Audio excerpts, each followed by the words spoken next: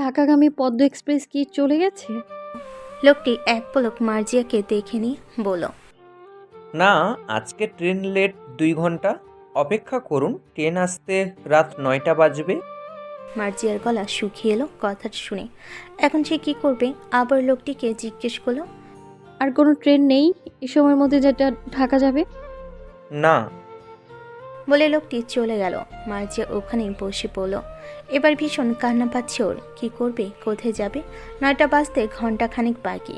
এতক্ষণ এখানে থাকা যাবে না, ধরা পড়ে গেলে বিপদ। কথাটি ভেবে মার্জিয়া উঠে দাঁড়ালো, আকাশের দিকে তাকিয়ে বলল। আচ্ছা, তুমি আমার ঈশানকে জানিয়ে দাও তার মিসকে কেড়ে নিতে কিছু মানুষ নিষ্ঠুরতম আচরণ মেতেছে। মার্জিয়া নিজের চোখের পানি মুছে নিল। সিদ্ধান্ত নিল বাস স্ট্যান্ডে যাবে। ওখান থেকে বাস স্ট্যান্ড 15 মিনিটে দূরতে। যেই ভাবা সেই কাজ। মার্জিয়া আবারও নিজের শাড়িটা দুহাতে উঁচু করে ধরে স্টেশন থেকে বের হতে নিলেই মুখোমুখি হলো তাজুল ইসলাম ও গ্রামের আরও কয়েকজনের। মার্জিয়ার বুক কেঁপে উঠল। তাজুল ইসলাম সজোরে মেয়ের গালে জ্বর বসিয়ে বলেন। তোমার লজ্জা করলো না এমন কাজ করতে? এত সাহস কোথায় পেলে তুমি? মার্জিয়া গালে হাত দিয়ে চুপ করে শুনল বাবার কথাগুলো। এরপর বলল। আমি তোমাদের অনেকবার বোঝানোর চেষ্টা করেছি যেন এই বিয়েটা বন্ধ করা হয়, কিন্তু শোনোনি তো তোমরা আমার কথা। আমার কাছে এখন পালিয়ে যাওয়া ছাড়ার কোনো উপায় নেই। মাজিয়া, এতটা বেয়াদব কবে হলে তুমি? ছি। আমার কথা মেনে নিলে আমাকে আজকে এইভাবে পালিয়ে আসতে হতো না বাবা। আমি তোমার সম্মান করি, কিন্তু আমি ঈশানকে যে ভালোবাসি, আমি পারবো না অন্য কাউকে বিয়ে করতে, বোঝে। তাজুল ইসলাম আবার জ্বর বসালেন মার্জিয়ার গালে। বাজখাই কণ্ঠে বলেন। আমার সম্মান ধুলোয় মিশিয়ে ভালোবাসার কথা বলছো? আমি ভাবতে পারছি না কতটা বদলে গেছো তুমি মার্জিয়া। আমি তোমার বিয়ে যার সাথে ঠিক করেছি তার সাথেই হবে, চলো। বলে মার্জিয়ার হাত শক্ত করে ধরে নিয়ে যেতে লাগলেন। মার্জিয়া সর্বোচ্চ চেষ্টা করলো নিজেকে ছাড়ানোর, কিন্তু পারল না। পুরো বাড়ি জুড়ে কানাকানি চলছে। কাজ সাহেব বিয়ে পড়াতে গিয়ে দেখেন মেয়ে নেই। এদিকে বরের মা নয়না বেগম তো রেগে আগুন। বড় অর্থাৎ নাফিম নিজেও মুখ কালো করে আছে। মার্জিয়াকে সে যথেষ্ট ভালো, ভদ্র আর মার্জিত বলেই জানে। ও কিভাবে এমন কাজ করতে পারলো ভেবে পাচ্ছে না নাফিম। অনেকক্ষণ চুপ করে বসে থাকার পর নয়না বেগম উঠে গিয়ে উমা বেগমকে বলেন। বিয়ান, এসব কি কথা উঠছে পুরো বিয়েবাড়ি জুড়ে? মার্জিয়া নাকি ছেলেদের সাথে বাহিরে বাহিরে রাত কাটিয়ে বেড়াতো এবং সেখানেই এক ছেলেকে ভালোবেসে আজ বিয়ে থেকে পালিয়ে গেছে। উমা বেগম বিরোধিতা করলেন নয়না বেগমের কথায়। বলেন। আমার মেয়ে আর যাই হোক চরিত্রহীন নয়, ও একজনকে ভালোবাসে এটা ঠিক, আর বাকি সব কিছু মিথ্যা। কিন্তু বিয়ান, যা রটে তা কিছু তো বটে। বলতে কি চাচ্ছেন আপনি? কড়া গলায় জিজ্ঞেস করলেন উমা বেগম। নয়না বেগম তিক্ত কিছু বলবেন তখনই মার্জিয়াকে নিয়ে ফিরল সকলে। তাজুল ইসলাম মার্জিয়ার হাত ধরে নাফিমের সামনে দাঁড়ালেন। মাথা নিচু করে বলেন। আমাকে মাফ করে দিও নাফিন। নাফিম উত্তর করল না, অপলক মার্জিয়ার দিকে তাকিয়ে রইল। তাজুল ইসলাম আবারও বলেন। মার্জিয়ার বয়সটা লাজুক, একটা ভুল করে ফেলেছে ও। আমি আমার মেয়ের দোষ ডাকছি না, সবটাই তুমি ইতিমধ্যে জেনে গেছো। ও অন্য কাকে ভালোবাসে আর তাই পালিয়ে গিয়েছিল। আমি মানি না পছন্দের সেই ছেলেকে, তাকে দেখার প্রয়োজন বোধও করছি না। এখন তুমি জানাও, তুমি কি গ্রহণ করবে আমার মেয়েকে? তাজুল ইসলামের এমন কথাই উপস্থিত সকলেই অবাক। তাজুল ইসলাম গম্ভীর হলেও বড্ড আত্মসম্মানপূর্ণ ব্যক্তি। তাকে এভাবে নিচু হয়ে কথা বলতে প্রথম দেখছে সকলে। তাজুল ইসলামের কথাই জবাব দিতে নাফিম সময় নিল। এর মাঝেই অনেকে অনেক কুৎসিত কথা বলল মার্জিয়ার উদ্দেশ্যে। তা শুনে তাজুল ইসলামের ইচ্ছে করলো লজ্জায় মাটির সাথে মিশে যেতে। নাফিমের মা নিজেও নাফিমকে চোখের ইশারায় বোঝালেন না করে দিতে। নাফিম এক দীর্ঘশ্বাস চাল, মার্জিয়ার দিকে আবার তাকালো। সাজ অনেকটাই লেপটে গেছে, তবু ভীষণ মায়াবতী লাগছে মেয়েটাকে। নাফিম মার্জিয়ার দিকে তাকিয়ে থেকে বলল। আমি মার্জিয়াকে বিয়ে করব আঙ্কেল। ভুল মানুষ মাত্রই করে। আমি জানি মার্জিয়া এখনো ম্যাচিওর হয়নি এতটা। তাজুল ইসলাম স্বস্তি পেলেন কথাটা শুনে। তবে নাফিম যেন মনে মনে কিছু লোকমুখের কথা শুনে মাথা ঝেড়ে ফেলতে পারছে না। নাফিম ঠিক হলো বিয়েটা হোক, এরপর মার্জিয়াকে বোঝাবে এমন করার পরিণতি। একদম ঘরবন্দি করে দিবে, পড়াশোনা বন্ধ করে দিবে সবার আগে, যত সব যন্ত্রণা। কতগুলো ভেবে নাফিম বসলো নিজ আসনে। মার্জিয়াকে নিয়ে যাওয়া হলো ভেতরে। পরিস্থিতি স্বাভাবিক হওয়ার চেষ্টা করা হলো। 20 মিনিট পরে কাজীকে নিয়ে যাওয়া হলো মার্জিয়ার রুমে।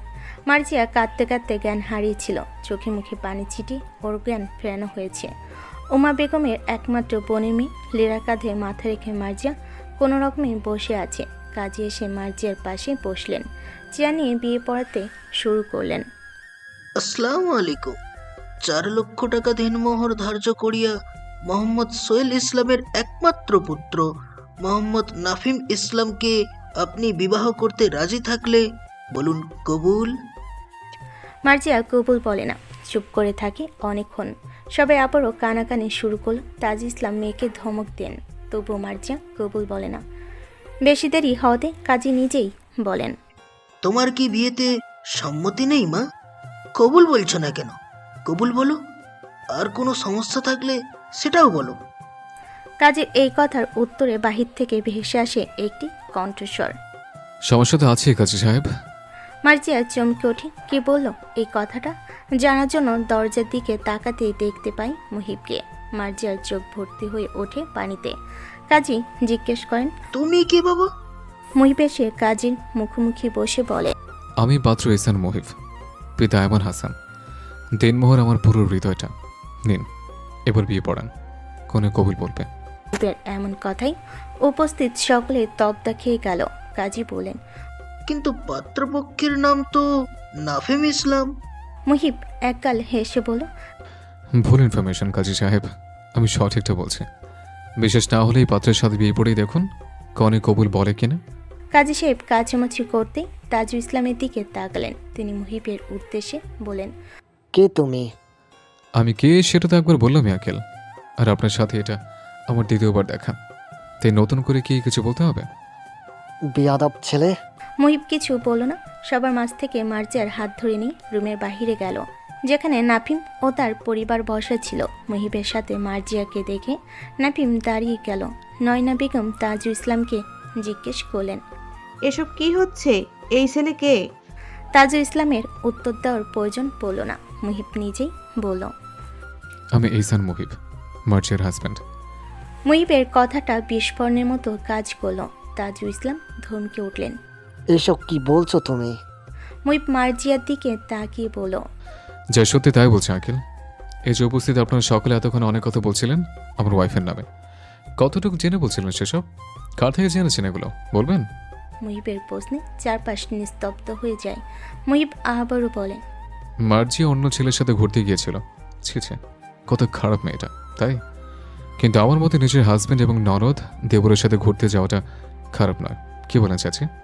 মার্জিয়ার চাচিকে উদ্দেশ্য করে কথাটা বলে মুহিব। তিনি এতক্ষণ এই বিষয় নিয়ে অনেক বাজে বাজে কথা বলছিলেন, যা আসার সময় মুহিবের কানে এসেছিল। এবার মুহিব মার্জিয়ার চাচার দিকে তাকালো, বলল, আপনার নিজেরও মেয়ে আছে, তাকে যদি আজ 10টা লোক বাজে কথা শোনাতো কি করতেন? নিশ্চয়ই তাদের সাথে তাল মিলিয়ে আপনিও আপনার মেয়েকে কথা শোনাতেন না? তাহলে মার্জিয়াকে নিয়ে যখন লোকে বলেছিল পালিয়ে গেছে বিয়ে থেকে, মানে নিশ্চয়ই অন্য কারোর সাথে সম্পর্ক আছে, তখন তাদের সাথে তাল মিলালেন কেন?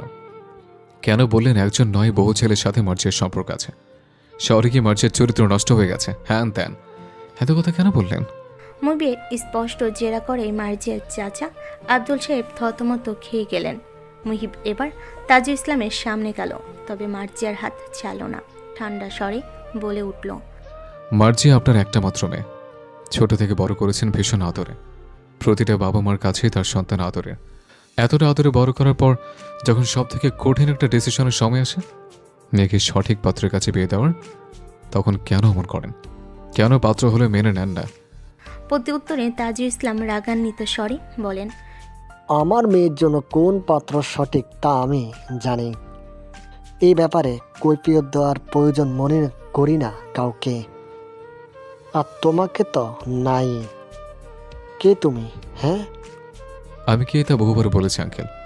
আমাকে না জেনে আপনি আমার বউয়ের বিয়ে দিচ্ছেন কি করে? এসব কি বাজে কথা বলছো?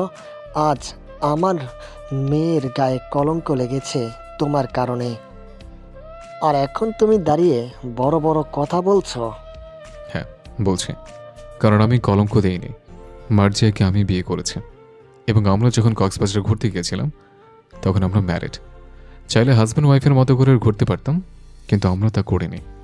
আমাদের সাথে আমার বোন পড়শি ছিল, মার্জি ওর সাথে থাকতাম। আমি যদি খারাপ হতাম তবে বহু আগে আরও অনেক কিছু করতে পারতাম। একটু থেমে মুহিব নিজের ফোনটা বের করে কল করে অ্যাডভোকেট হামিদকে। এরপর ফোনটা তাজুল ইসলামের দিকে এগিয়ে দেয়। ভিডিও কলে অ্যাডভোকেট হামিম দেখে বিয়ের কাবিননামা। তাজুল ইসলাম একেবারে চুপ করে যান। নাফিম বলে ওঠে, এইসব কি? মার্সিয়া বিবাহিত হলে আজকের এই বিয়ের নাটক কেন? আঙ্কেল, আপনি কিছু বলুন। তাজুল ইসলাম ফোন মুহিবকে ফেরত দিয়ে জিজ্ঞেস করে, তোমার কি যোগ্যতা আছে আমার মেয়েকে বিয়ে করার? সামান্য একটা ভার্সিটির গেস্ট টিচার তুমি, আর নাফিন পার্মানেন্ট টিচার। এর উপরে নাফিনের মান্থলি স্যালারি 65,000। তোমার ওই গেস্ট টিচারের চাকরি কতদিন থাকবে? ওই সামান্য বেতনে আমার মেয়ের পড়াশোনা চালানোর কি ক্ষমতা আছে ঈশান মোহিত? যা বেতন পাও তাতে দিয়ে তোর সংসার খরচে চলবে টেনে টুনে। একজন বাবা হয়ে আমি চাইবো না একটা টানাটানির সংসারে মেয়েকে বিয়ে দিতে। তাজুল ইসলাম অপমান সূচক কথাগুলো তীরের মতো বিঁধল মার্জিয়ার বুকে।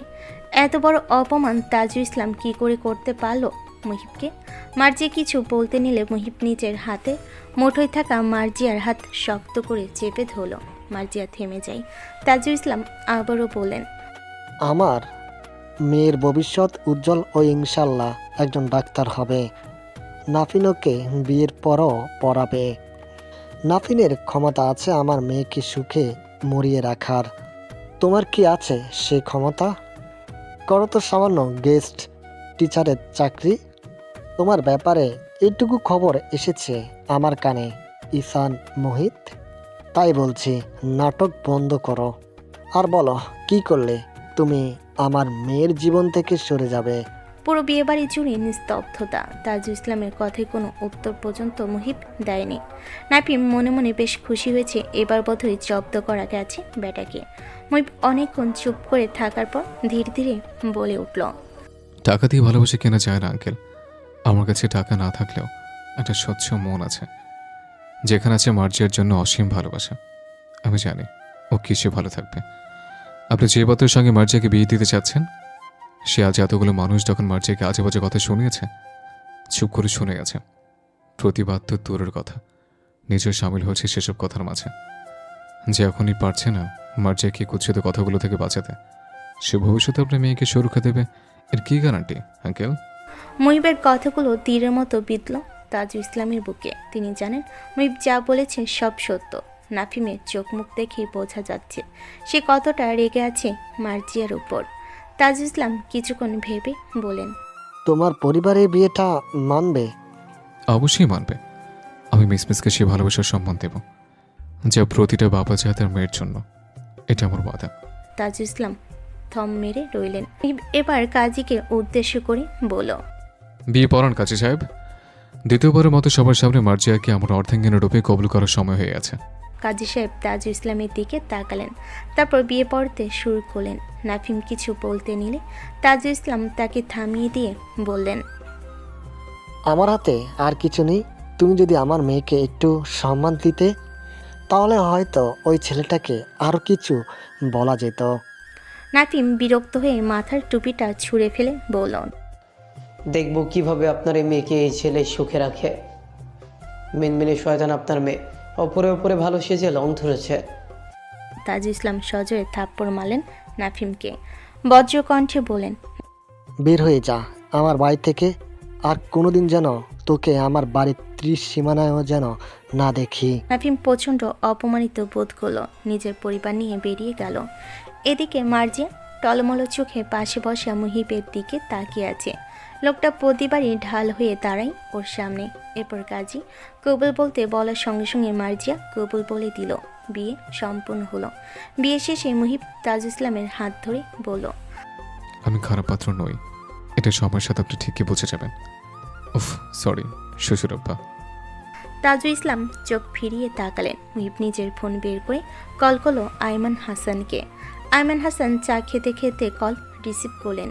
কি করব মাই সন? উত্তরে মুহিব তাজুল ইসলামের দিকে ফোনটা ঘুরিয়ে বলে উঠল। বাবা, পরিচয় হও তোমার বিয়ে আর আমার শ্বশুরাব্বার সাথে। আইমান হাসলো, বিষম খেলেন। তাজুল ইসলামও অপ্রস্তুত হয়ে বলেন। মুরকুচকে আইমান হাসানের দিকে তাকিয়ে বলেন, ডাক্তার সাহেব আপনি? আইমান হাসান হালকা হাসার চেষ্টা করে বলেন, জি, আপনার পা ভালো হয়েছে এখন? হ্যাঁ, কিন্তু আপনি এই বিয়াদব ছেলের বাবা।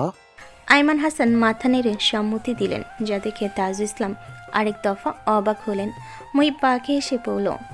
গেস্ট টিচার তো আমার শখের নারীর জন্য হয়েছে। আসলে আমি একজন ডাক্তার এবং সেভ ইউর লাইফ হসপিটালের মালিক। তাজুল ইসলাম তবদা খেয়ে তাকিয়ে রইলেন। মুহিব বেশি কথা না বাড়ি ক্যামেরা ঘুরালো মার্জিয়ার দিকে আর আইমান হাসানকে বলল, বাবা, এই যে তোমার বৌমা। আইমান হাসান মার্জিয়াকে দেখে বলেন, মাশাল্লাহ, বৌমাকে নিয়ে বাড়ি চলো, আসো। ঠিক আছে বাবা। বলে কল কেটে ফোনটা পকেটে রাখলো মুহিব। এরপর তাজুল ইসলামকে উদ্দেশ্য করে বলল, কন্যা বিদায়ের আয়োজন করবেন না আব্বা? তাজুল ইসলাম গরম চোখ করে বললেন, কিসের কন্যা বিদায়? এটা তো আকত হয়েছে। তাতে কি, বউ তো আমার, চাইলে নিয়ে যেতেই পারে। তবু যখন আপনি না করছেন তবে থাক, নিলাম না। কিন্তু হ্যাঁ, আমার আমানতের হেফাজত করবেন। আসি আব্বা। বলে মুহিব মার্জিয়ার সামনে দাঁড়ালো। মার্জিয়ার গালে হাত রেখে নরম কণ্ঠে বলল, আমি শীঘ্রই তোমাকে আমার সঙ্গে নিয়ে যাব, ভয় পেও না। আল্লাহ ব্যতীত কারো ক্ষমতা নেই তোমাকে আমার থেকে দূরে সরানোর। আসছি।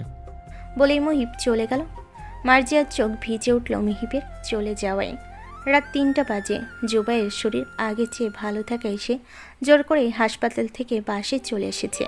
পড়শি 1 মিনিটের জন্য সরছে না জুবাইয়ের কাছ থেকে। জুবাইর যা খেতে চাইছে পড়শি তাই বানিয়ে আনছে। জুবাইয়ের ঠান্ডা স্বভাবের হওয়ায় পড়শির হামকি ধামকিটাও আরও চোখে পড়ছে, যা রাহাতের নজর এড়াচ্ছে না।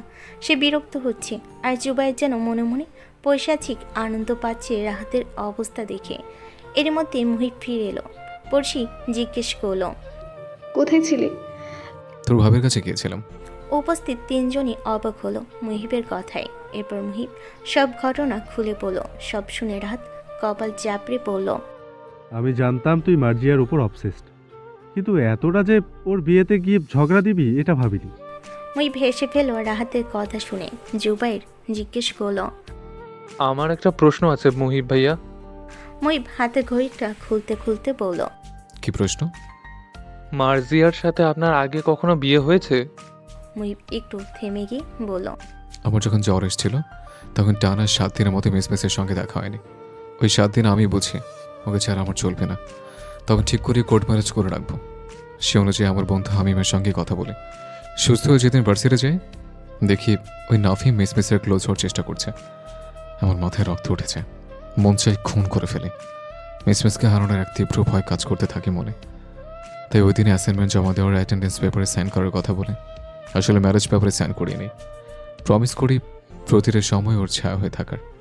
পুরো ঘটনা শুনে উপস্থিত 3 জন একে অপরের মুখ চাওয়াচাই করল। পড়শি বলল, এতটা ইনসিকিউর ছিলি যে নাফিমের সামান্য কথায় বিয়ে করে ফেললি? সাবাস, তোর ভালোবাসা ভাইয়া। পড়শির কথা শেষ হতেই রাহাত বলল, তুই এত কিছু করে ফেললি অথচ আমাকে একবার জানালি না পর্যন্ত। মুহিব তীক্ষ্ণ দৃষ্টিতে তাকিয়ে বলল, যে ভালোবাসার মর্ম বলছে না তাকে জড়ানোর মানে কি বল? রাত চুপ করে গেল। মুহিব জুবাইরকে জিজ্ঞেস করলো, শরীর ঠিক আছে এখন? জুবাইর মাথা নাড়ি হ্যাঁ বলল। মুহিব বলল, তাহলে কাল বিকেলে সবাই রেডি হয়ে থাকো। 3 জন একসাথে জিজ্ঞেস করলো, কেন?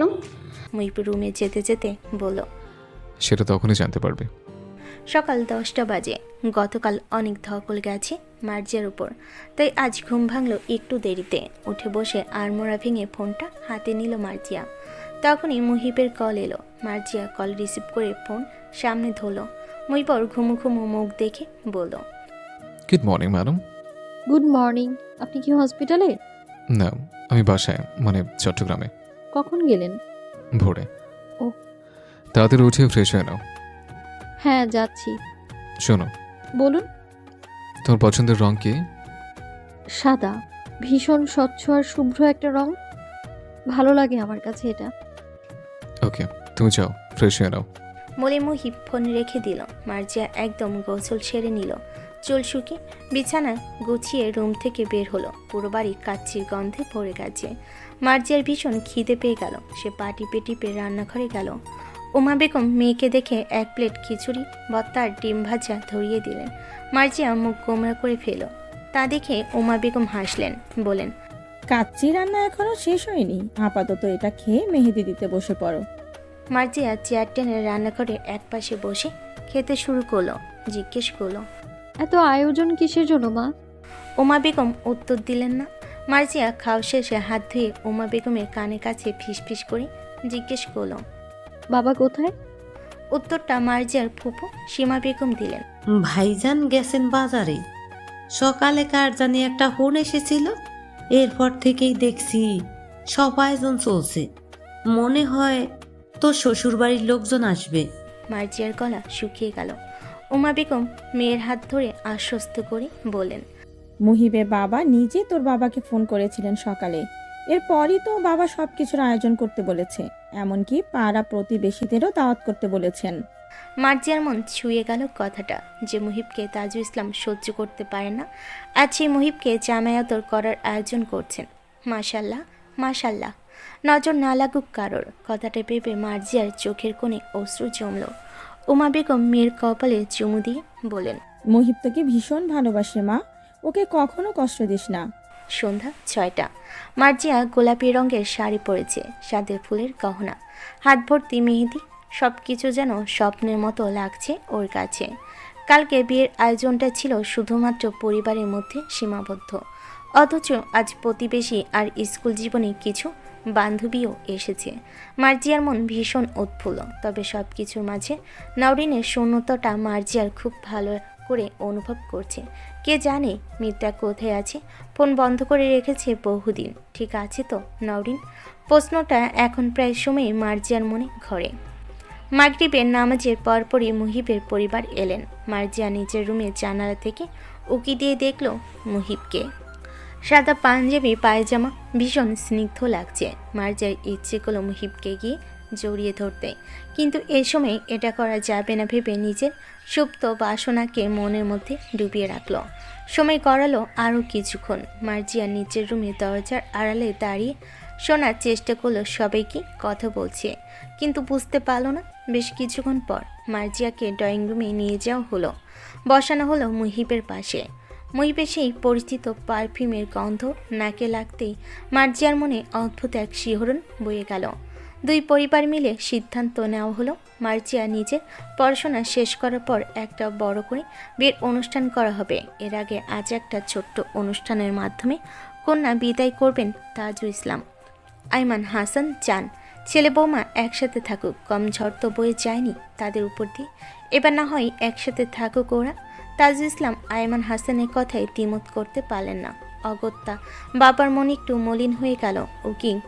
উকিল হামিমও এসেছে। সে সবাইকে ম্যারেজ পেপারগুলো দেখালো। এরপর যে কাজী কালকে বিয়ে পড়িয়েছিল তিনি বলেন, আমি জীবনে এমন অদ্ভুতভাবে বিয়ে পড়াইনি। মাইয়া কবুল কাউনের সময় শুনি পাত্র অন্য কেউ। কাজী সাহেবের কথাই উপস্থিত সকলে হেসে উঠল। ছোটোখাটো কিছু আয়োজন আর দোয়ার মাধ্যমে শেষ হলো সবটা। সবশেষে খাওয়া দাওয়ার পালা এলো। মার্জিয়া মুহিবকে পাশাপাশি বসানো হলো। মুহিব নিজের হাতে খাবার তুলে ধরল মার্জিয়ার মুখের সামনে। মার্জিয়া খেলো। এরপর কয়েকবার খাওয়ার পরে মার্জিয়া পেট ধরে মৃত আত্মনাদ করে উঠল। মুহিব পানির গ্লাস এগিয়ে দিল। মার্জিয়া পানিটুকু খেতে পারল না। মুহিব জিজ্ঞেস করলো, কি হয়েছে মিস? মার্জিয়া পেট চেপে ধরে বলল, আমার পেটে ভীষণ ব্যথা করছে ঈশান, মনে হচ্ছে শ্বাস আটকে আসছে আমার। এমন কষ্ট কেন হচ্ছে আমার? মুই ভুর কুচকে ফেলো। মার্জিয়াকে হাত ধরে দাঁড় করালো, বলো, জোরে শ্বাস নাও। মার্জিয়া তাই করলো। খাবারের ওখানে মুহিব, মার্জিয়া, জুবাইর, পড়শি এবং মার্জিয়ার কিছু বান্ধবী ছিল। তারা কেউই মার্জিয়ার হঠাৎ অসুস্থ হয়ে পড়ার কারণ বুঝতে পারল না। মুহিব মার্জিয়াকে একটু পানি খাওয়ালো, এরপর কোলে তুলে রুমে নিয়ে গেল। বাকিরা খবর পেয়ে ছুটে এলো। উমা বেগম মার্জিয়ার মাথায় হাত বুলিয়ে দিতে দিতে জিজ্ঞেস করলেন, কি হয়েছে মার তোর? উল্টাপাল্টা কিছু খেয়েছিলি কি? মার্জিয়া মাথা নাড়িয়ে না করলো। আফরা রহমান নিজেও বুঝতে পারছেন না কি হলো। এদিকে মুহিব এক পরিচিত ডাক্তারকে কল করে জানে মার্জিয়ার অবস্থা। তিনি জানান খাবার থেকে হয়তো ফুড পয়জনিং হয়েছে, খাবারগুলো চেক করতে। মুহিব কল কেটে রুমে আসে বলার জন্য যে খাবারগুলো যেন একবার চেক করা হয়। তবে রুমে এসে দেখে আফরা রহমান বাদে রুমে কেউ নেই। মুহিব একটু অবাক হয়ে বলে, সবাই কোথায় গেল? আর আম্মু, তোর মুখ কেমন লাগছে কেন? মিসমিস কোথায়? আফরা রহমান মুখ গম্ভীর করে বলেন, মার্জিয়া ওয়াশরুমে গিয়েছে। ও, কি হয়েছে ওর? কিছু জানতে পেরেছ? আমার মনে হয় খাবার থেকে ফুড পয়জনিং হয়েছে। মুহিবের কথা শুনে আফরা রহমান শান্ত চোখে ছেলের দিকে তাকালেন। এর মধ্যে মার্জিয়া বেরিয়ে এলো, হাতে পেট চেপে অপর হাতে দেওয়ালে ভর দিয়ে। মুহিব মার্জিয়াকে ধরে নিয়ে এসে বিছানায় বসালো। জিজ্ঞেস করলো, তুমি সারাদিন খাওনি কিছু? মার্জিয়া মাথা নাড়িয়ে না করলো, বলল, সকালে খেয়েছিলাম শেষবার, এরপর ব্যস্ততার মাঝে খাওয়ার কথা মাথায় ছিল না। মুহিব ঘড়িতে দেখলো রাত 10:30 বাজে। হয়তো এতটা সময় না খেয়ে থাকার ফলে মার্জিয়ার এমনটা হয়েছে। কথাটা ভেবে মুহিব নিজের পকেট থেকে ওষুধ বের করে মার্জিয়ার হাতে ধরিয়ে দিল। এরপর পানির গ্লাস এগিয়ে দিলে আফরা রহমান বলেন, দাঁড়াও মুহিব, মার্জিয়া এখন ঔষধ খাবে না। মুহিব রেগে যায় মায়ের এমন কথা শুনে। রাগান্বিত স্বরে বলে, কেন আম্মু, তুমি দেখছো না মিসমিস কেমন কষ্ট পাচ্ছে? উত্তরে আফরা রহমান শান্ত কণ্ঠে বলেন, দেখছি বলে ওষুধটা দিতে না করেছি, সরো তুমি মাঝখান থেকে। মুহিব সরে দাঁড়ালো। আফরা রহমান মার্জিয়াকে জিজ্ঞেস করলেন, টেস্ট করেছো? মার্জিয়া উপনিস মাথা নাড়ল। আফরা রহমান ছেলের দিকে এক পলক তাকিয়ে বলেন, কি এসেছে?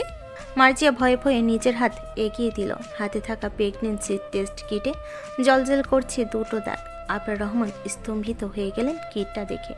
মুহিব এতক্ষণ চুপ করে থাকলেও এবার জিজ্ঞেস করল, কোন টেস্টের কথা বলছো তুমি আম্মু? আফরা রহমান উত্তর দিতে পারলেন না। ধপ করে বিছানায় বসে পড়লেন। মার্জিয়া নিজেও আতঙ্কিত হয়ে পড়ল। ওদের দুজনের এমন অবস্থা দেখে মুহিব এগিয়ে এসে মার্জিয়ার হাত থেকে কিটটা নিয়ে দেখল। মুহিবের মনে হলো ও কোনো স্বপ্ন দেখছে, তবে ওর ধারণা বেশিক্ষণ স্থায়ী হলো না। আফরা রহমান শান্ত কণ্ঠে বলে উঠলেন, এসব কি মুহিব? মার্জিয়া? মার্জিয়া কান্না আটকে রাখার সর্বোচ্চ চেষ্টা করতে লাগলো। এরপর পেট ব্যথা ক্রমে বাড়ছে।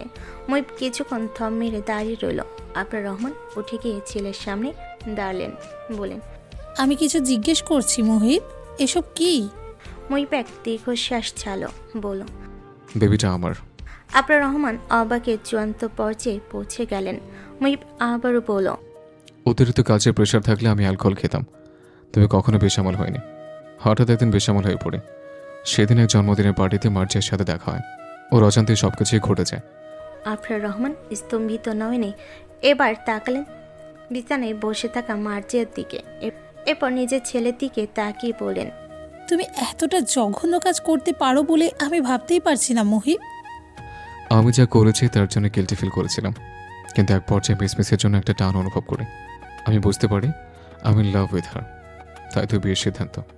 আফরা রহমান ভীষণ শান্ত স্বভাবের মানুষ হলেও আজ শান্ত থাকতে পারছেন না।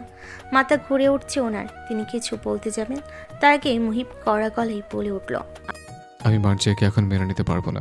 আফরা রহমান চমকে উঠলেন ছেলে কথা শুনে, বলেন, মানে কি এসবের মুহিব? মুহিব আবারও একই কথা বলল, আমি মার্জিয়াকে নিজের বউ বলে গ্রহণ করতে চেয়েছিলাম, কিন্তু এখন তা আর সম্ভব না। কেন? আফরা রহমান সরাসরি প্রশ্ন করলেন। উত্তরে মুহিব বলল, আমি কৈফিয়ত দিতে রাজি নই আম্মু। আমি ঢাকা ব্যাক করছি, তোমরা আসো। আশ্চর্য মুহিব, মার্জিয়ার কি হবে? সেটা আমার দেখার বিষয় না। বলেই মুহিব রুম থেকে চলে গেল। মার্জিয়া স্তব্ধ হয়ে গেল। আফরা রহমান তাকলেন মার্জিয়ার দিকে।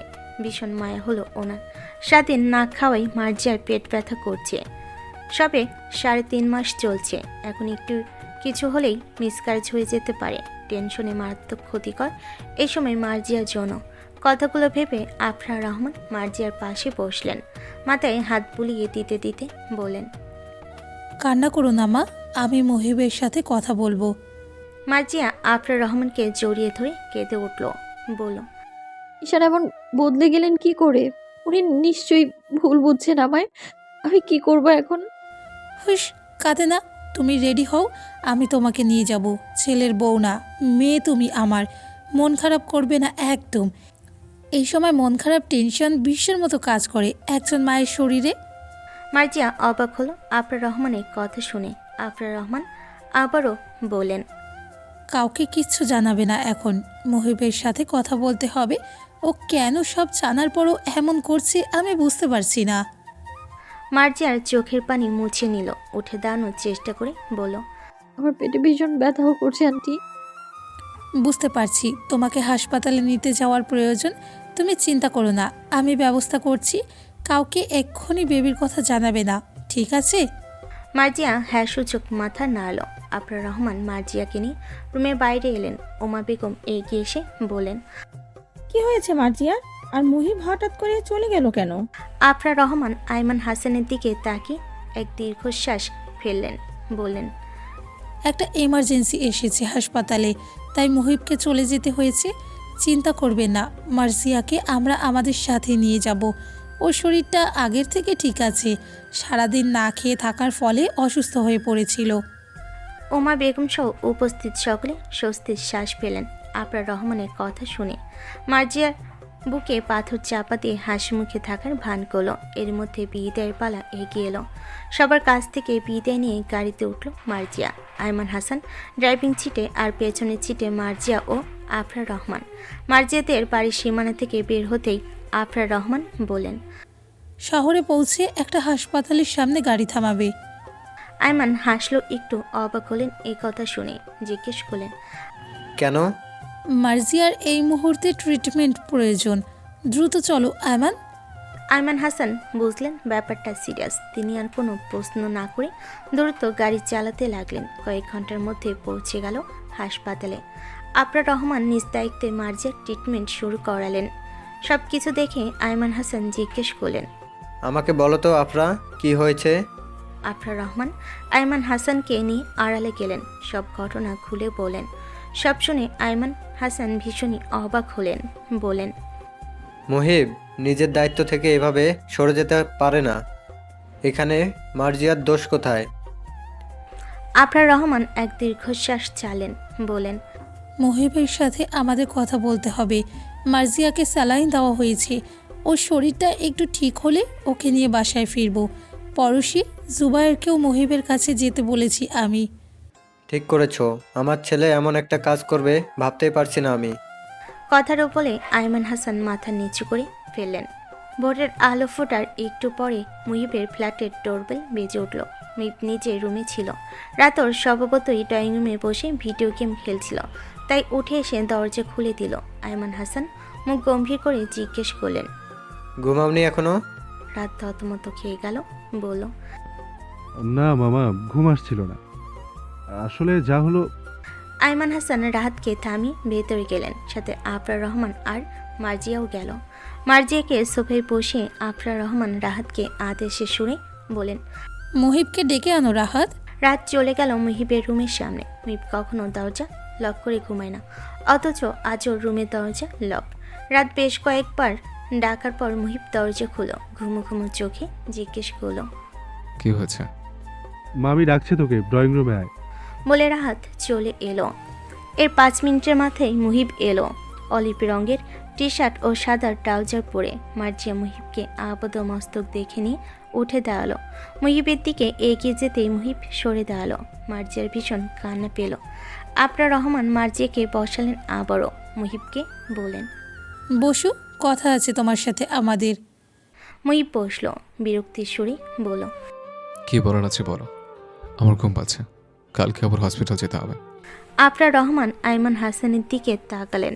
আইমান হাসান ছেলেকে বললেন, তোমার কি মনে হয় না তুমি বাড়াবাড়ি করছো? মার্জিয়া তোমার ওয়াইফ, তুমি ওকে ফেলে ওভাবে কেন চলে এসেছো? মুহিব চুপ করে রইল, একবার তাকালো না পর্যন্ত মার্জিয়ার দিকে। আইমান হাসান আবারও বলেন, মার্জিয়ার এই অবস্থায় তুমি ওকে মেন্টালি ট্রমা কেন দিচ্ছ মহিব? পুরো ঘটনা তোমার মায়ের থেকে আমি শুনেছি। আমি মনে করি এই বিষয়ে সম্পূর্ণ দোষ তোমার। হ্যাঁ তো আমি তো বলছি না আমার দোষ নেই। নিজের দোষ শুধরে নিতে আমি ওকে বিয়ে পর্যন্ত করেছি, কিন্তু এখনই বাচ্চার দায়িত্ব নেওয়ার জন্য আমি প্রস্তুত নই। মুহিবের উত্তরে আফরা রহমান ক্ষেপে গেলেন, বলেন, এসব কেমন কথা মহিব? বেবি তোমার? আমি চাই না এই বেবি মার্জিয়া রাখুক। আবর্ষণ করতে বলো। আয়মান হাসান প্রচণ্ড রেগে গেলেন ছেলের এমন দায় সারা কথা শুনে, বলেন, একটা থাপ্পড় দেবো তোমাকে, বেয়াদব ছেলে। কী সব বলছো আবল তাবল? ঠিক বলছি বাবা, বিয়ে পর্যন্ত ঠিক আছে, কিন্তু বেবির জন্য আমি এখন প্রস্তুত নই। বাবা হিসেবে আমি আমার ডিসিশন জানিয়ে দিয়েছি, বাকিটা এখন মার্জিয়ার উপর। কথাটা বলে মুহিব নিজের রুমে চলে গেল। মার্জিয়াও পিছু পিছু গেল। মুহিবকে পেছন থেকে জড়িয়ে ধরে মার্জিয়া বলল, কি হয়েছে আপনার ঈশান? আপনি তো এমন নন, কেন নিজেকে সবার কাছে খারাপ বানাচ্ছেন? মুহিব মার্জিয়াকে হালকা ধাক্কা দিয়ে নিজের থেকে সরিয়ে দিল, বলল, আমি তোমাকে গ্রহণ করতে রাজি আছি মার্জিয়া, কিন্তু এই বেবিকে নয়। কেন ঈশান? ওর কি দোষ? মুহিব উত্তর করল না। মার্জিয়া মুহিবের হাত নিজের হাতের মুঠোয় নিয়ে পেটের উপর রাখলো, বলল, ও আপনার অংশ, আমার থেকে বেশি আপনার দায়িত্ব ওকে আগলে রাখার। আমি প্রস্তুত নই বেবির জন্য। আমি বুঝতে পারছি ঈশান, কিন্তু তাই বলে ওকে মেরে ফেলবো? মুহিব নিজের হাত মুষ্টিবদ্ধ করে ফেল। তার নজরে পড়ল না মার্জিয়ার। মুহিব মার্জিয়ার থেকে সরে গিয়ে জানালার সামনে দাঁড়ালো, কড়া গলায় বলল, আমি আমার সিদ্ধান্ত জানিয়ে দিয়েছি। তুমি যদি আবর্ষণ না করো তবে আমার সাথে কোনো প্রকার সম্পর্ক আশা করবে না। আমি চাই না এখনই বেবি। ক্লিয়ার? মার্জিয়া এবার রাগ হলো, কড়া গলায় বলল, এটা কোনো ভ্যালিড কারণ হতে পারে না ঈশান। আসলে আপনি আমাকে কখনো ভালোই বাসেননি, বাসলে কখনো এমনটা করতে পারতেন না। যা ইচ্ছা ভাবো। বলে মুহিব গিয়ে শুয়ে পড়ল। মার্জিয়ার চোখ ভিজে উঠল। দৃঢ় পায়ে বের হয়ে আসলো রুম থেকে। আয়মান হাসান নিজের রুমে চলে গেছেন। রাহাত আর আফরা রহমান বসা সোফায়। মার্জিয়াকে আসতে দেখে আফরা রহমান রাহাতকে বললেন, পানি নিয়ে আসো তো। রাত পানি আনতে গেলে আফরা রহমান মার্জিয়াকে জিজ্ঞেস করেন, কি বললো মহিব? আগের কথাটাই বলেছে অ্যাবর্শন করাতে।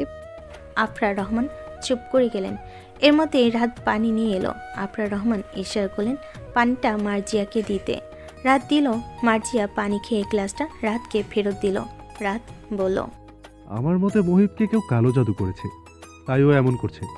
না হলে যে ছেলে আমাকে কোনোদিন একটা খারাপ কথা বলেনি, সে তোমার জন্য আমাকে মেরেছিল, আর আজ নাকি তোমার সাথেই এমন করছে। এটা কি বিশ্বাস হয়? তুমি বলো মার্জিয়া। আফরা রহমান রাহাতকে বলেন, মার্জিয়া নয় ভাবি বলবে। রাত মুখ ভোতা করে ফেলল। পানির গ্লাস রাখতে রান্নাঘরে গেল। সে অবাক, কফি বানানোর জন্য পানি বসিয়ে এসেছিল। রাত যেতে আফরা রহমান মার্জিয়ার মাথায় হাত রাখলেন, বলেন, চিন্তা করো না, মহিব যা করছি তা ভুল, এটা ও খুব তাড়াতাড়ি বুঝতে পারবে। আমি আর তোমার শ্বশুরমশাই আছি তোমার সাথে। যে আসতে চলেছে সে আমাদের নাতি নাতনি, ওর সম্পূর্ণ দায়িত্ব আমাদের। মার্জিয়া ছলো ছলো নয়নে তাকালো আফরা রহমানের দিকে। তিনি মার্জিয়ার দিকে দুহাত বাড়িয়ে দিলেন। মার্জিয়া আফরা রহমানকে জড়িয়ে ধরে শব্দ করে কেঁদে ফেল। আফরা রহমান মার্জিয়ার মাথায় হাত বুলিয়ে দিতে দিতে বলেন, কাঁদবে না মা, আমি আছি তো, সব ঠিক হয়ে যাবে। কালকে আমরা গাইনি ডক্টরের কাছে যাব, আলট্রা করাবো, সেই রিপোর্ট মহিবের সামনে ধরবো, দেখব ও কি বলে। পুরুষ সব রূপে খারাপ হলেও বাবা রূপে কখনো খারাপ হয় না। পরের দিন দুপুর 12টা বাজে। আফরা রহমান আর মার্জিয়া এসেছে আলট্রা করাতে। আলট্রা করানো শেষে রিপোর্ট নিয়ে ডক্টর মেহবুবা ইয়াসমিনকে দেখাতে যায় ওরা। ডক্টর মেহবুবা আফরা রহমানের পরিচিত হয়ে বেশ ভালোভাবে মার্জিয়ার চেক আপ করেন। এরপর জানান, মা এবং বেবি দুজনেই ভালো আছে, তবে আফরা রহমান বিচলিত কণ্ঠে শুধালেন, তবে কি ডক্টর? বেবির যে হার্টবিট এসেছে তা নর্মালের তুলনায় একটু কম। মার্জিয়া ভয় পেয়ে যায় কথাটা শুনে। ডক্টর আবারও বলেন, রিল্যাক্স মার্জিয়া, এখনই ভয় পাওয়ার মতো কিছু হয়নি। আমি তোমাকে কিছু মেডিসিন দিচ্ছি, আর 15 দিন পর একটা আলট্রা করিয়ে আবার আসবে। মার্জিয়া হ্যাঁ সূচক মাথা নাড়ালো। ডক্টর জানালো, তোমার কথা অনুযায়ী 3.5 মাস বেবির, বাট আলট্রাতে দেখা গিয়েছে ভ্রূণের বয়স 4 মাস 8 দিন। কথাটা শুনে মার্জিয়া এক পলক তাকালো আফরা রহমানের দিকে। এরপর আরও কিছুক্ষণ ডক্টরের সাথে কথা বলে হসপিটাল থেকে বের হলো দুজনে। আফরা রহমান ফেরার পথে বেশ কিছু ফলমূল নেওয়ার জন্য দাঁড়ালেন একটা দোকানের সামনে। সেখানে মার্জিয়ার সাথে দেখা হলো এক ক্লাসমেটের। সে মার্জিয়াকে জিজ্ঞেস করলো, ভার্সিটি খোলার পর থেকে তোর দেখি কোনো খবরই নেই, হোস্টেলেও নেই তুই, কি হয়েছে? মার্জি একটু সংকোচ নিয়ে বলল, বাড়িতে গিয়েছিলাম তাই আর কি। ও, কালকে ক্লাসে আসিস, অনেক নোট জমে গেছে কিন্তু। মেয়েটা মার্জিয়ার সাথে আরও কিছুক্ষণ কথা বলে চলে গেল। আফরা রহমান ফল নিয়ে এসে জিজ্ঞেস করলেন, তুমি কোন ইয়ারে পড়ছো? 2য় বর্ষে। বাহ, মন দিয়ে পড়ালেখাটা চালিয়ে যেও। মার্জিয়া কোনো উত্তর দিল না। এই মুহূর্তে ও অপেক্ষা করছে বাসে ফেরার। মুহিবকে দেখাবে আলটা রিপোর্ট। এবার নিশ্চয়ই মুহিব আর রেগে থাকবে না। মার্জিয়ার বাবুর হার্টবিটটাও রেকর্ড করে এনেছে। এসব কিছু দেখার পর মুহিবের মন নরম হবে। কথাগুলো ভাবতে ভাবতে মার্জিয়া বাসে ঢুকলো। তখনই আফরা রহমানের একটা কল আসেই তিনি মার্জিয়াকে বলেন, আয়মানের এক বন্ধু আজ আমেরিকা থেকে দেশে ফিরেছে। তাদের রিসিভ করতে যাওয়ার কথা ছিল আমাদের। তোমার শ্বশুরমশাই তো আগেই চলে গেছেন, এখন আমাকে ফোন দিচ্ছে। তুমি রুমে গিয়ে রেস্ট নাও মা, আমি কয়েক ঘন্টার মাঝেই ফিরে আসব। আচ্ছা। মার্জিয়া বাসে ঢুকে দরজা লক করে দেয়। ধীর পায়ে মুহিবের রুমে উকি দেয়। কম্পিউটারের সামনে বসে মুহিব কিছু করছে। রুমটা অন্ধকার। পদ্মগুলো টেনে রাখার ফলে মনে হচ্ছে যেন রাত নেমে এসেছে। মার্জিয়া রিপোর্টটা নিয়ে মুহিবের রুমে ঢুকে ধীর পায়ে গিয়ে দাঁড়ায় মুহিবের পাশে। কম্পিউটার থেকে চোখ সরিয়ে মুহিব তাকায় মার্জিয়ার দিকে। চোখ মুখ মলিন হয়ে গেছে মেয়েটার, তবে ঠোঁটে ফুটে আছে এক মিষ্টি হাসি। মুহিব ভুরকুচকে জিজ্ঞেস করে, কিছু বলবে? মার্জিয়া হ্যাঁ সূচক মাথায় নাড়ায়, এগিয়ে দেয় আলটা রিপোর্ট। মুহিব রিপোর্টটা নেই ভাবলেশীনভাবে দেখে সম্পূর্ণ রিপোর্টটা। এরপর মার্জিয়ার দিকে তাকালে মার্জিয়া ফোন এগিয়ে দিয়ে বলে, বাবুর হার্টবিট এসেছে ঈশান, আমি রেকর্ড করে দিয়েছি আপনার জন্য। মুহিবের কোনো ইন্টারেস্ট গেল না। সে রিপোর্টটা রেখে উঠে দাঁড়ালো। মার্জিয়া আবারও বলল, আপনি জানেন বাবুর হার্টবিট নর্মালি যা আসার কথা তার থেকে কম এসেছে। আমি এটা শুনে ভীষণভাবে চিন্তিত হয়ে গেছি ঈশান। আমাদের বেবি ঠিক থাকবে তো? আমি জানি না, আমি তো বলেছিলাম অপারেশন করাতে। ঈশান, বাবার অনুমতি ছাড়া তুমি একটা বাচ্চাকে পৃথিবীতে আনবে কার ভরসায়? এমন তো না যে আমরা কখনো বেবি নেব না। এখন অনন্ত ঝাড়া হাত পায়ে বাকি। ঈশান আপনি কেন এমন করছেন? মুহিব এবার রেগে গেল। মার্জিয়ার বাহুতে হাত রেখে বলল, বোঝার চেষ্টা করো, আমি আমাদের ভালোর জন্য বলেছি। আমার লাগবে না এমন ভালো ঈশান। বাচ্চাটা হার্টবিট পর্যন্ত এসে গেছে, এখন ওকে মেরে ফেলতে পারবো না আমি। তবে থাকো নিজের মতো, আমার কাছ থেকে কোনো কিছু আশা করবে না। আমি ওসব ঝামেলা নিতে পারবো না এখন। আমি আপনার ওয়াইফ ঈশান, আপনি এমনটা করতে পারেন না। মুহিব উত্তর করলো না। মার্জিয়া ফোনটা বিছানে ছুঁড়ে ফেলল, বলল, আপনার কিছু করতে হবে না, আমার বেবির জন্য আমি একাই যথেষ্ট। আপনার যে কি সমস্যা কে জানে, তবে মাথায় রাখবেন আমি অ্যাবর্শন করাবো না। কথাটা বলে মার্জিয়া রুম থেকে বের হয়ে গেল। মুহিব আর চোখে তাকিয়ে রইল। ফোনটা বিছানে ছুঁড়ে ফেলার ফলে বেবির হার্টবিটের রেকর্ডিংটা অন হয়ে গেছে, যা মুহিবের কানে এসে পৌঁছাতেই মুহিব ঢোক গেল। কাপা হাতে ফোনটা তুলে নিল। রাত গভীর। মার্জিয়ার চোখে ঘুম নেই। মুহিবের এই হঠাৎ পরিবর্তন মার্জিয়াকে ক্ষণে ক্ষণে অস্থির করে তুলছে। বালিশে মুখ গুজিয়ে মার্জিয়া বলে উঠল, ঈশান, তবে কি আপনি আমাকে কখনো ভালোবাসেননি? তাহলে এতদিন যা ছিল সেটা কি সহানুভূতি ছিল? না, আর ভাবতে পারছে না। মার্জিয়া মাথা ঘুরছে। রাগ করে রাতে কিছুই খায়নি মার্জিয়া। আবার যদি পেটে ব্যথা করে তখন? কথাটা ভেবে মার্জিয়া 2 পিস কেক খেয়ে ওষুধ খেলো। মার্জিয়ার কান্না পাচ্ছে। মুহিবের মুখটা চোখের পাতায় ভেসে উঠছে বারবার। মার্জিয়া ভেজা কণ্ঠে আবারও বলল, ঈশান আপনি কি আসবেন না? বুকে টেনে নিয়ে বলবেন না আমি যা করেছি তা মজা ছিল মিস। তুমি আর আমাদের বেবি আমার কাছে সব। মুহিব কেন এমন করছে? এই একটা কথা মার্জিয়ার বুকে রক্তক্ষরণ সৃষ্টি করছে। বালিশে মুখ গুজিয়ে কাঁদতে কাঁদতে একটা সময় ঘুমিয়ে পড়ে মেয়েটা। রাত তখন 2টা বাজে। মার্জিয়ার রুমে দরজা লক করা ছিল না, বিদায় ধীর পায়ে ঢুকলো মুহিব। মার্জিয়ার মাথার কাছে বসলো। বেশ অনেকক্ষণ মার্জিয়ার দিকে তাকিয়ে রইল। কি ভাবলো কে জানে। মার্জিয়ার ফেলে আসা ফোনটা বালিশের পাশে রেখে চলে গেল। আবারও বসে পানি খেতে উঠেছিল। মুহিবকে দেখে জিজ্ঞেস করলো, তুই এমন কেন করেছিস? মেয়েটাকে এইভাবে কষ্ট দিয়ে কি নিজে ভালো আছিস? মুহিব উত্তর করল না। ফ্রিজ থেকে ঠান্ডা পানির বোতল বের করতে করতে বলল, এখন বেবি হলে ওকে কে সামলাবে? মাত্র 2য় বর্ষে পড়ে, পুরো ক্যারিয়ার পড়ে আছে ওর। আজ বেবির জন্য ওর পড়ালেখা বন্ধ হয়ে গেলে ভবিষ্যতে ওর বাবা আমাকে দোষ দেবে। পড়শি অবাক হলো, বলো, এই কারণে তুই এমন করেছিস? মুহিব অসহায় দৃষ্টিতে তাকালো। পড়শি আবার বলো, তুই জানিস এখন অ্যাবর্শন করলে মার্জিয়ার লাইফ রিস্ক হতে যাবে? মুহিব চোখ বন্ধ করে ফেলল কথাটা শুনে। পড়শি রুমে যেতে যেতে বলো, বেবির হার্টবিট কম, তোর উচিত মার্জিয়ার খেয়াল রাখা, বেবিকে নিয়ে চিন্তা করা। যা হওয়ার তা হয়ে গেছে, কে কী বললো তাতে তোর আর মার্জিয়ার জীবন থেমে থাকবে না। তুই যদি মার্জিয়ার পাশে থাকিস তাহলে বেবি পড়াশোনা সবই করতে পারবেও। তোর সাপোর্ট মেয়েটার সব থেকে বেশি দরকার এখন। তুই নিজে একজন ডক্টর, আমার জানা মতে তুই বেশ ভালো পড়াতে পারিস। তাহলে মার্জিয়াকে বাহিরে পড়তে হবে কেন? তুই ওকে পড়াবি, ও শুধু পরীক্ষার সময় গিয়ে পরীক্ষা দেবে, দেখবি ও ঠিক পারবে। তুই মার্জিয়ার সব থেকে বড় সাপোর্ট হয়ে দাঁড়া, দুর্বলতা নয়। পড়শির কথায় মুহিবের একটা ধাক্কা লাগলো। পড়শির দিকে ঘুরে বলল, মিস ভীষণ নরম।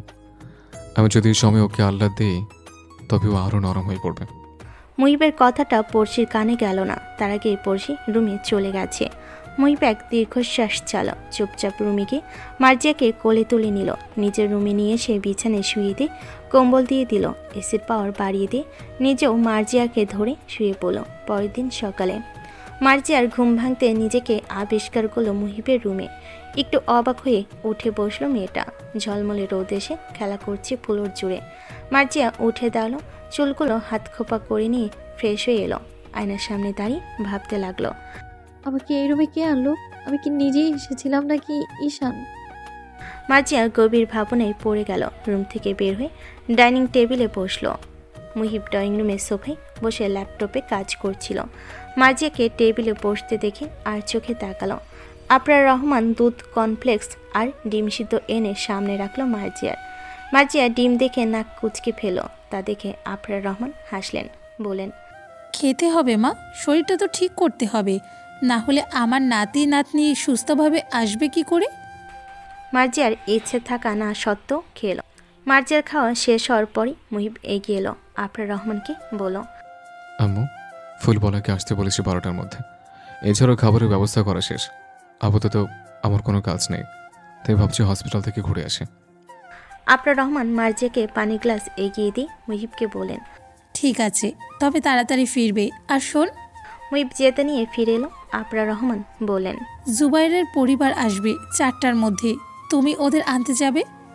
কিন্তু মুহিব নিজের কথা শেষ করার আগে মার্জিয়া বমি করে দিল। মুহিব একদম মার্জিয়ার পাশে দাঁড়িয়ে থাকার ফলে সম্পূর্ণ বমি মুহিবের শরীরে লাগলো। এই কাহিনী দেখে আফরা রহমান আর রাহাত দুজনেই মুখ চেপে হেসে ফেল। মার্জিয়ার এতক্ষণ শরীর গুলিয়ে উঠছিল, এবার ঠিক লাগছে। তবে মুহিবের অবস্থা দেখে মার্জিয়া আমতা আমতা করে বলল, আপনার দোষ সব। এভাবে কেউ পাশে এসে দাঁড়ায় নাকি?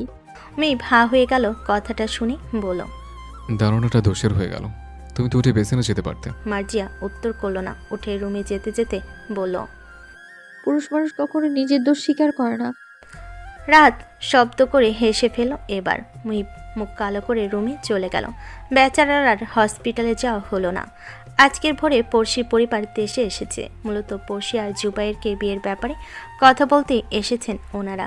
বিকেল 4টায় জুবাইরও তার পরিবার আসবে। পড়শি নিজের রুমে রেডি হচ্ছে আর ভাবছে, জুবাইরের পরিবার তো শুনেছি দেশে থাকে না, তবে আজ আসছেন কি করে? তাহলে কি দেশে এসেছেন ওনারা? জুবাইর তো এমন কোনো কথা আমাকে জানায়নি।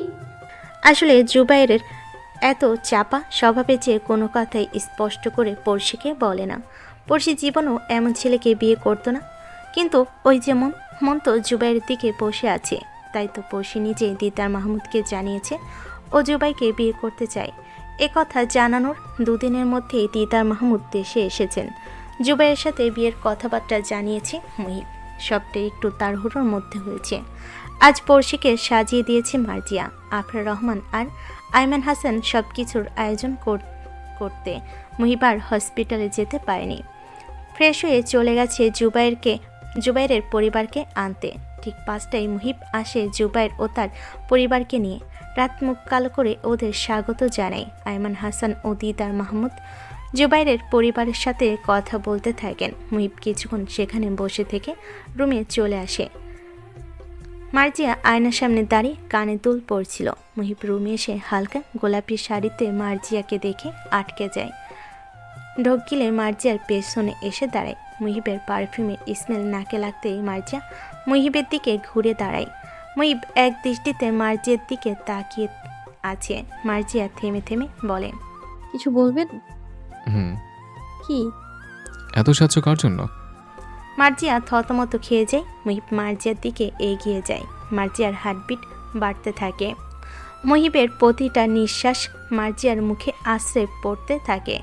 মার্জিয়া চোখ বন্ধ করে নেয়। তা দেখে বাঁকা হাসে মুহিব। গলায় হালকা ঠোঁট ছোঁয়াতেই কেঁপে ওঠে মার্জিয়া। তা দেখে মুহিব মার্জিয়ার মুখে ফু দেয়, বলে, এতটা মায়াবতী হওয়া ঠিক হয়নি তোমার। নিজেকে সামলাতে আমার ভীষণ কষ্ট হয়ে যাচ্ছে। মার্জিয়ার শ্বাস প্রশ্বাস এতটাই দ্রুত গতিতে চলছিল যে ওই মুহিবের কথাটা খেয়াল করল না। মুহিব হালকা হেসে মার্জিয়ার থেকে সরে দাঁড়ালো। মুহিবের কোনো আওয়াজ না পেয়ে মার্জিয়া চোখ মেলে দেখে রুম ফাঁকা। মিনিটের মধ্যে গেল কোথায় লোকটা? কথাটা ভেবে মার্জিয়া বাকিটুকু রেডি হয়ে বাহিরে আসে। আফরা রহমান মার্জিয়ার সাথে জুবাইয়ের পরিবারকে পরিচয় করিয়ে দেন। পরিচয় পর্ব শেষের কথাগুলো শুরু হয়। পড়শি আর জুবাইরকে পাশাপাশি বসানো হয়। রাত দূরে দাঁড়িয়ে সবটা দেখতে থাকে। মার্জিয়া লক্ষ্য করে রাহাতের চোখ ভেজা। পড়শি বিয়ে হয়ে যাচ্ছে বলে রাত কাঁদবে, এমন কথা ভাবনাতেও আসবে না কারণ। তবে ওর চোখ ভেজা কেন? রাত 10টা বাজে। সবাই মিলে ডাইনিং টেবিলে খেতে বসেছে। মার্জিয়া আর পড়শি দাঁড়িয়ে দেখছে কার কোনটা লাগবে। জুবাইরের মা বহুবার ওদের বসতে বলেছে। মার্জিয়া খাবারের গন্ধে বমি আসছে বিধায় ও বসেনি। সবাই খাচ্ছে এমন সময় আইমান হাসান জিজ্ঞেস করলেন, কি ব্যাপার রাহাত, কোথায়? এবার সবাই খেয়াল করলো রাহাত এখানে নেই। মার্জিয়া বলল, আমি ডেকে আনছি ভাইয়াকে। ও চলে গেছে। মুহিব খেতে খেতে আর চোখে মার্জিয়ার যাওয়ার দিকে তাকালো। রাহাতের রুম অন্ধকার করে বসেছিল। মার্জিয়া গিয়ে লাইট জ্বালালে রাহাত উঠে দাঁড়ালো। মার্জিয়া জিজ্ঞেস করলো, তুমি রুমে কি করছো ভাইয়া? সবাই খাওয়ার টেবিলে খুঁজছে তোমায়। রাত জানালার কাছে দাঁড়িয়ে বলল, আমি খাবো না ভাবি। কেন? এমনিতেই আসলে পেটে ব্যথা করছে। মার্জিয়া বুঝলো রাত মিথ্যা কথা বলছে, তাই ও রাহাতের দিকে এগিয়ে গেল। শান্ত কণ্ঠে বলল, কি হয়েছে ভাইয়া?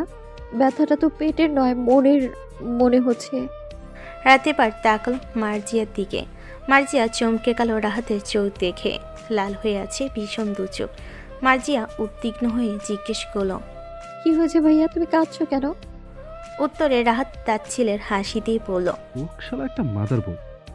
যে লোক আমাকে জীবনে বাবা বলে ডাকার সুযোগটাও দেয়নি, তাকে এতদিন পর দেখে চোখে সাগর বয়ে গেছে। মার্জিয়া আরেক দফা অবাক হলো, বলল, জুবাইরের বাবা তোমারও বাবা? এই লোকটা আমাকে ফেলে আরেকটা বিয়ে করে সুখে আছেন। আমাকে দেখে সে চিনতে পর্যন্ত পারেনি। মামা মামি হয়তো চিনেছেন তাকে, তবে প্রকাশ করেনি, কেন জানি না। মার্জিয়া কি বলবে ভেবে পেল না। এর আগেই সন্দেহ হয়েছিল রাহাতের চোখের পানি কারণ পড়শি নয়। ঠিক তাই হলো। রাহাত আবারও বলল, আজ এতদিন পর ওই লোকটাকে দেখে আমার ছোটবেলার কথা মনে পড়েছে ভাবি। মা মারা যাওয়ার পর আমাকে একদিনের জন্য কাছে টেনে নেয়নি, এমনকি বাবা বলে ডাকার অধিকার কেড়ে নিয়েছে। আমি ঘৃণা করি ওই লোকটাকে, তাই আমি তার মুখোমুখি হতে চাইছি না। মার্জিয়া বুঝলো রাহাতের অনুভূতিটা। একটু সময় নি বলো, পৃথিবীতে সব বাবা মা একরকম হয় না ভাইয়া। তুমি বাবা মায়ের আদর পাওনি, এটা নিয়ে আফসোস করছো, অথচ এটা ভেবে দেখেছো না যে তোমার মা বাবা আমি ঠিক কতটা যত্নে তোমায় বড় করেছে, তোমার উপর ভরসা করে নিজের ছেলেকে একা ছেড়েছে। এমন ভাগ্য কজনের হয়? রাত কিছু বললো না। মার্জিয়া আবারও বলল, তুমি না বললে আমি কখনো বুঝতাম না তোমার বাবা মা অন্য কেউ। ঈশানের বাবা মা তোমাকে সবসময় নিজের দ্বিতীয় ছেলের মতো বড় করেছে। রাত এক দীর্ঘশ্বাস চালো, বলল, ছোটবেলায় মামা সবসময় বাসায় আসার আগে আমাকে জিজ্ঞেস করতো কি লাগবে আমার। এমনকি এখনো যখন চট্টগ্রামে যাই মামা জিজ্ঞেস করেন। কথাটা বলার সময় রাহাতের ঠোঁটের কোণে হালকা হাসি রেখা দেখা গেল, যা মার্জিয়ার মনে আশার আলো জাগালেও ও বলল, তাহলে তুমি কেন আফসোস করছো? তুমি যা পেয়েছো তা অনেকের কাছেই তো স্বপ্ন। এ মন খারাপ করো না। যে লোকটা তোমাকে ছেড়ে গিয়েছিল ভালো থাকার জন্য, তাকে দেখিয়ে দাও না তাকে ছাড়া তুমি দিব্যি আছো। মার্জিয়ার শেষ কথাটা রাহাতের মস্তিষ্কে বাড়ি লাগলো। ও বলল, তুমি ঠিক বলছো ভাবি, চলো। বলে রাহাত ডাইনিং রুমে উপস্থিত হলো। মার্জিয়া এলো রাহাতের পিছু পিছু। আইমান হাসান রাহাতকে ডেকে নিজের পাশে বসালেন। বলেন, না খেয়ে শরীর এমন বানিয়েছিস যে রাতে বের হলে লোকে তোকে চোর ভেবে পিটাবে। রাত মুখ কালো করে ফেলল কথাটা শুনে উপস্থিত সকলেই হেসে ফেলল। আইমান হাসান নিজে হাতে রাহাতকে খাইয়ে দিতে লাগলেন আর সবার সাথে কথা বলতে লাগলেন। খাওয়া দাওয়া পালা শেষ হলে জুবাইরের পরিবার উঠে দাঁড়ালো যাওয়ার জন্য। জুবাইরের মা ডলি বেগম স্বামী আসিফ ইকবালকে বলেন, আমার ভীষণ পছন্দ হয়েছে পড়শিকে, বলো তো বাজরা পরিয়ে দিয়ে যাই। আসিফ ইকবাল আনমনে উত্তর দিলেন, তোমার যা ভালো মনে হয় করো। ডলি বেগম পড়শিকে বালাজোড়া পরিয়ে দিলেন। বিয়ের ডেট ফিক্সড করা হয়েছে সামনের মাসের 2 তারিখ। পড়শির গলা শুকিয়ে আসছে বিয়ের কথা ভাবলেই। জুবাইর আজ ভীষণ ভদ্রভাবে ছিল, যেন ভাজা মাছটা উল্টে খেতে জানে না, অথচ ওর আসল রূপ তো পড়শি জানে। তাই তো এখন আফসোস হচ্ছে, না জানি সামান্য ভুলের জন্য দিনে কয়টা থাপ্পড় খেতে হবে ভবিষ্যতে। রাতে সবাই যে যার মতো ঘুমিয়ে পড়েছে। মার্জিয়া সোফার উপর বসে কাপড় গোছাচ্ছে। বাড়ি ভর্তি মানুষ থাকে, আজ মার্জিয়া অন্য রুমে গিয়ে শুতে পায়নি। মই বাবার এখন রুমে নেই। এই সুযোগে মার্জিয়া চেঞ্জ করে বালিশ নিয়ে সোফায় এসে বসেছে। কাপড়গুলো সব গোছানো শেষ হলে রুমে আসে মুহিব। মার্জিয়ার দিকে এক পলক তাকিয়ে চলে যায় ওয়াশরুমে। মার্জিয়ার ভীষণ খারাপ লাগে, কান্না আসে মুহিবের অবহেলায়। এবারও তার ব্যতিক্রম হলো না। বড় বড় শ্বাস নিয়ে মার্জিয়া নিজেকে কন্ট্রোল করলো। বাহিরে ঝিরিঝিরি বৃষ্টি আর দমকা হাওয়া বইছে। মার্জিয়া উঠে বারান্দায় চলে গেল। বৃষ্টির পানি বাতাসের সাথে এসে মার্জিয়ার শরীরে লাগছে, ফলে বেশ অনেকটা ভিজে গেছে ও শীত শীত করছে। এমন সময় একজোড়া ঠান্ডা হাতে এসে মার্জিয়ার কোমর স্পর্শ করে। মার্জিয়া বুঝতে পারে হাত জোড়া কার, তাই নড়াচড়া করে না। হাতের মালিক কোমর থেকে ধীরে ধীরে উপরের দিকে উঠতে থাকে। মার্জিয়া কোনো রকম প্রতিক্রিয়া না করে দাঁতে দাঁত চেপে দাঁড়িয়ে থাকে। এদিকে মুহিবের গরম নিঃশ্বাস মার্জিয়ার ঘাড়ে পড়তে থাকে। সময়টা এমন হয়ে উঠে যায় যে মার্জিয়া নিজের অভিমানকে ধরে রাখতে বেসামাল হয়ে পড়ে। মুহিবের হাত লাগামহীনভাবে মার্জিয়ার পুরো শরীর বিচরণ করতে থাকে। মার্জিয়া একটা সময় নিজেকে আর ধরে রাখতে পারে না, মুহিবের দিকে ঘুরে দাঁড়ায়। মুহিবের ঘোর লাগা দৃষ্টি চিনতে সময় লাগে না মার্জিয়ার। ডোক গিলে থেমে থেমে বলে, আপনি? মুহিব মার্জিয়ার ঠোঁটে আঙ্গুল দিয়ে ওকে চুপ করিয়ে দেয়। মার্জিয়া মুহিবের চোখে তাকিয়ে থাকে। মুহিব ধীরে ধীরে মার্জিয়ার দিকে আরও এগিয়ে আসে। হঠাৎ এক বজ্রপাত হয়। মার্জিয়া কেঁপে ওঠে। অষ্টযুগল চলে যায় মুহিবের দখলে। মার্জিয়ার চোখ বেয়ে পড়ে অশ্রুকণা। অভিমানের কারণে মুহিবকে সরিয়ে দিতে চাইলে মুহিব নিজেই হাত দিয়ে মার্জিয়ার হাত জোড়া আটকে ফেলে। বেশ অনেক সময় কেটে যায়। বৃষ্টি তীব্র বেগ হয়, সাথে তীব্র হয় মুহিবের স্পর্শ। অষ্টযুগল ছেড়ে মুহিব মুখ ডুবিয়ে দেয় ঘাড়ে গলায়। এমন বেপরোয়া স্পর্শে মার্জিয়া আরও বেসামাল হয়ে পড়ে। মুহিবকে থামানোর চেষ্টা করে মুহিব মুখ তুলে মার্জিয়ার দিকে তাকায়। চোখাচোখি হতেই মার্জিয়া মুহিবের বুকে মাথা রাখে। মুহিবের ঠোঁটে হালকা হাসি ফোটে, বলে, তুমি না রাগ করেছিলে আমার উপর? মার্জিয়া উত্তর দেয় না। এভাবেই দাঁড়িয়ে থাকে দুজন। একটা সময় মার্জিয়া মাথা তুলে বলে, আমি সবকিছু সহ্য করতে পারলেও আপনার অবহেলা সহ্য করতে পারবো না ঈশান। আপনার করা ছোট ছোট ব্যবহার অনেক গভীরভাবে আমার হৃদয়ে প্রভাব ফেলে। কথাটুকু বলতে গিয়ে মার্জিয়ার চোখ বেয়ে গড়িয়ে পড়ে অশ্রুকণা। মুহিব মার্জিয়ার কপালে ঠোঁট ছুঁয়ে বলে, আমি যা করেছিলাম তা হয়তো তোমার দৃষ্টিতে ভুল ছিল, কিন্তু বাস্তবতার পাল্লায় মাপলে আমার সিদ্ধান্ত ভুল ছিল না। ঈশান, কিন্তু আমি একটা নতুন সিদ্ধান্ত নিয়েছি। মার্জিয়ার বুক ধক করে উঠল। ভয় পেল এই ভেবে যে আবারও কোনো কঠিন কথা শুনতে হয় কিনা। ব্যাপারটা বুঝতে পেরে মুহিব মার্জিয়ার সামনে হাঁটু গেড়ে বসে পড়ল।